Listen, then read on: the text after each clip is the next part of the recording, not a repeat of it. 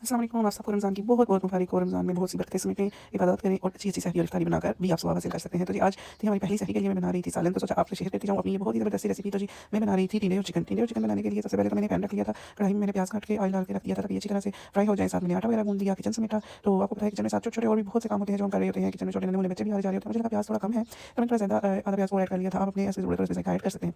तो मैंने प्याज़ ऐड किए, साथ में मैंने अच्छी तरह से इसको हिला दिया था। प्याज़ को हिलाना ज़रूरी इसलिए क्योंकि अक्सर कॉर्नर से प्याज़ पकनी शुरू हो जाता है ना, तो आपने प्याज़ को अच्छी तरह से हिलाना है। साथ-साथ देखते रहना है कि हाँडी कि अक्सर मैंने ऐसे देखा है जो चूल्हे होते हैं उनका ना जो असल होता है प्रेशर एक साइड पे ज़्यादा होता है या फिर दरमियान में ज़्यादा होता है, तो साथ-साथ अपनी हाँडी को चेक करते रहा करें। जी मैंने इसमें अदरक लहसुन का पेस्ट डाल दिया, फिर मैंने इसमें ब्लेंड हुए हुए टमाटो ऐड कर दिए। सब कुछ ऐड करने के बाद मैंने मसाले तो कुछ बेसिक मसाले ही थे, जिसमें लाल मिर्च, हल्दी, नमक और अपना कुटा ज़ीरा और उसके अलावा धनिया था, खुश्क धनिया वो मैंने ऐड कर लिया था। बस ये मसाले थे जो ऐड करने के बाद मैंने अच्छी तरह से जब मसाला फ्राई हो गया तो फिर मैंने उसमें चिकन ऐड कर दिया। चिकन के साथ मैंने 2-3 हरी मिर्च भी ऐड कर दी थी। अब मैंने अच्छी तरह से सारे चिकन को फ्राई कर लिया। इस स्टेज पे आपने ध्यान रखना है कि आपने अच्छी तरह से फ्राई करना है कि चिकन की स्मेल वगैरह ना आए और चिकन अच्छी तरह से फ्राई हो जाए। जब आपको फील हो कि चिकन अच्छी तरह से फ्राई हो गया है तो फिर हम इसमें टिंडे भी ऐड कर देंगे। अच्छा टिंडे इतने फ्रेश थे, इतने अच्छे थे कि इनका ना छिलका मैंने नहीं उतारा था। छिलका उतारने के बाद टिंडे में सिर्फ पानी ही रह जाता है, तो बहुत अच्छे पके थे, बहुत ही ताज़े थे, इसलिए छिलका इनसे नहीं उतारा था। थोड़ा-सा आधा कप पानी डाल के तो ढाँप के मैंने रख दिया। लेकिन जब मैंने 5 मिनट बाद ढक्कन उठाया तो पानी इतना ज़्यादा था जैसे मैंने पूरा जग पानी का डाला हो, हालाँकि मैंने आधा कप डाला था। वो इस वजह से क्योंकि बहुत ताज़ी सब्ज़ी जो होती है उसका अपना पानी ही बहुत ज़्यादा होता है। तो फिर मैंने ढक्कन उतार कर उसको अच्छी तरह से भूनना शुरू कर दिया। अच्छी तरह से भूनने के बाद मैंने बहुत ही ज़बरदस्त सी खुशबू सारे घर में फैल चुकी थी। काफ़ी देर मैंने हांडी को भूना, खुशबू बहुत ही ज़बरदस्त खुशबू आ रही थी। ये देखिए मैंने बहुत ही ज़बरदस्त सारी रेसिपी तैयार हो गया। आप भी